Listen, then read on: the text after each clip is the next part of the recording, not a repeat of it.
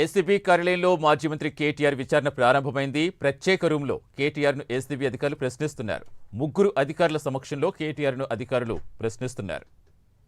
ఇక లైబ్రరీ రూంలో కూర్చుని ఆయన లాయర్ విచారణను చూస్తున్నారు. అరవింద్, దానకిషోర్ చెప్పిన ఆధారంగా అధికారులు విచారణ చేస్తున్నట్టుగా తెలుస్తోంది. సీసీటీవీ పర్యవేక్షణలో కేటీఆర్ విచారణ జరుగుతోంది.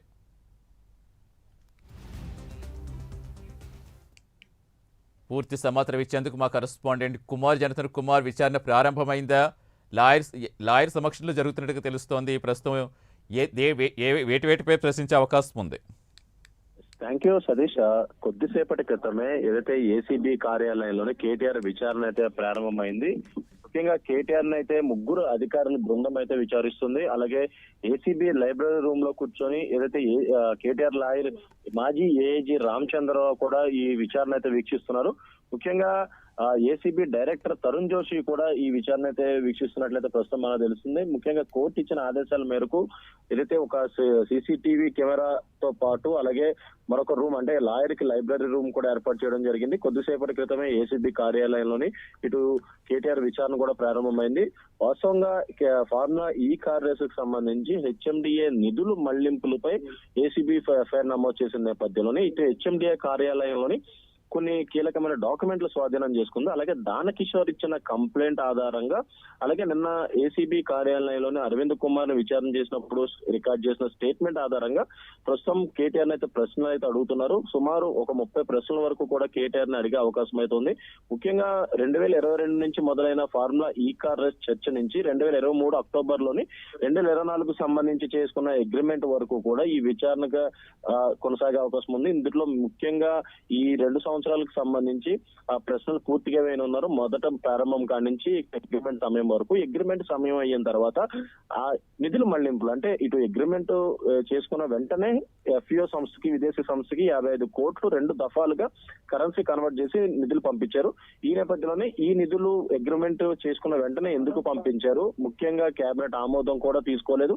ఆర్బీఐ గైడ్ లైన్స్ అంటే ఇటు ఫారెన్ సంస్థకి డబ్బులు పంపించే సమయంలోనే ఆర్బీఐ నార్మ్స్ అన్ని కొన్ని ఉంటాయి, వాటిని పాటించాల్సిన అవసరం అయితే ఉంటుంది. కానీ అవేమీ పాటించకుండా ఆర్బీఐ గైడ్ లైన్స్ పాటించకుండా ఈ అమౌంట్ 2 దఫాలుగా హిమయత్ నగర్ నుంచి ఇండియన్ ఓవర్సీస్ బ్యాంక్ ద్వారా పంపించడం జరిగింది. ఈ నేపథ్యంలోనే వీటిపై క్వశ్చన్స్ వేయనున్నారు. ఎందుకంటే ఇటు ఎప్పుడైతే ఈ ఫార్ములా ఈ కార్ రేస్ 2023లో జరిగిందో ఆ తర్వాత ఇమీడియట్ గా అక్టోబర్ నెలలోనే 2024కు సంబంధించి మరొక ఫార్ములా ఈ కార్ రేస్ నిర్వహించేందుకు అగ్రిమెంట్ చేసుకున్నారు.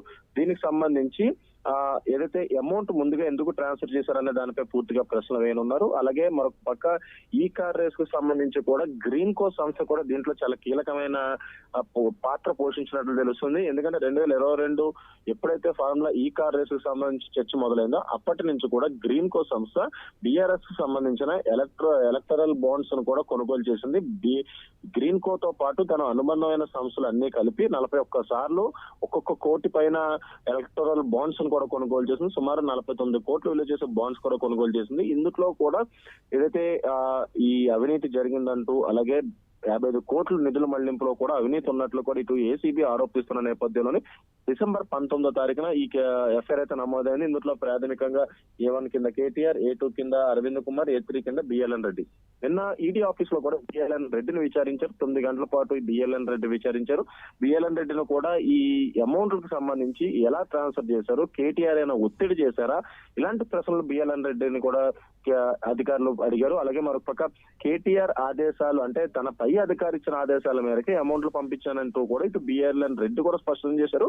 అలాగే అమౌంట్ కి పంపించిన సమయంలో కూడా సంతకాలన్నీ కూడా తన పై అధికారి చెప్తేనే చేశానంటూ కూడా ఇటు బిఎల్ఎన్ రెడ్డి స్టేట్మెంట్ అయితే ఇవ్వడం జరిగింది. నిన్న అరవింద్ కుమార్ ను కూడా ఇదే తరహాలో, ఎందుకంటే అప్పుడు ప్రిన్సిపల్ సెక్రటరీగా అరవింద్ కుమార్ అయితే ఉన్నారు. ఆ సమయంలోని ఈ ఫార్ములా ఈ కార్ రేస్ ఒప్పందాలు జరిగిన వెంటనే ఈ హెచ్ఎండికి సంబంధించిన 55 కోట్ల నిధుల మళ్లింపులు కూడా జరిగినాయి.